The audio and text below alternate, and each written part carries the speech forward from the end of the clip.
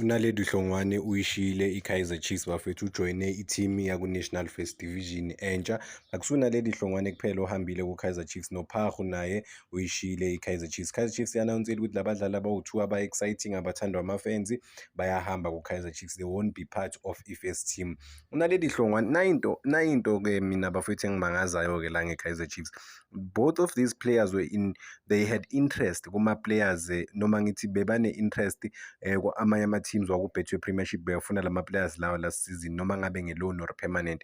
I think if angilenzi iphutha uPharu bebhekwe isikhukhune United namanye ama-teams ku-Betway Premiership, that is why iKaizer Chiefs-ke yambiza ku-first team izama ukumheha umfana ukumgcina ukuthi angahambi ku-Kaizer Chiefs. Ngixolise ngomsindo bafethu ngaphandle.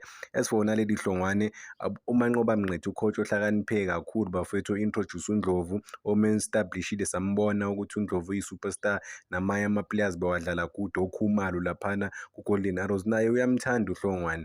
But-ke ukuthatha lama-players owu-2, I don't think it's a good idea. Ubathatha ama-player ayi-2 exciting ngabe at least ngabe lama-player lawa challenge kwamanye athola i-challenge ku-Betway Premiership.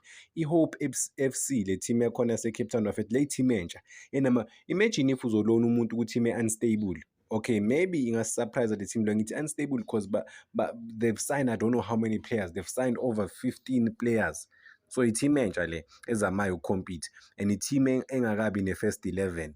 Abafana if bayahluleka laphana eKaizer kuzothiwa hayi ayikho indaba yabo, kanti baku-team vele unstable. iKaizer Chiefs ilona abafana baku-DDC team, I don't know, over 5, 6, 7 ku-National First Division last season.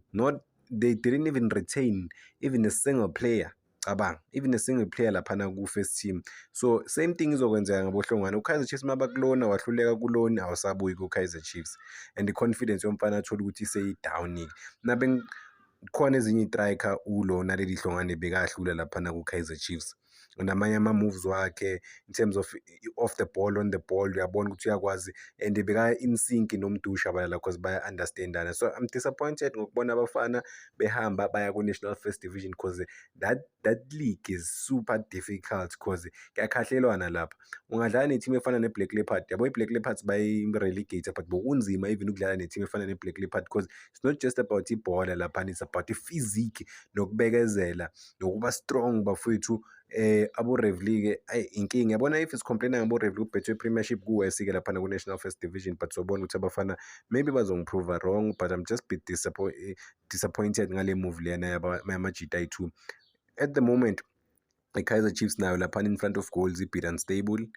Well, maybe uSilva uzophinda washaya futhi amagoli amaningi this season asazobona, but as for uHlongwane ama-teams waku-Betway Premiership bewamfuna. iKaizer Chiefs imlone eCape Town, or bazama ukubuild i-relationship ngokusebenzisa amanye ama-player ngoba nozwano laphana.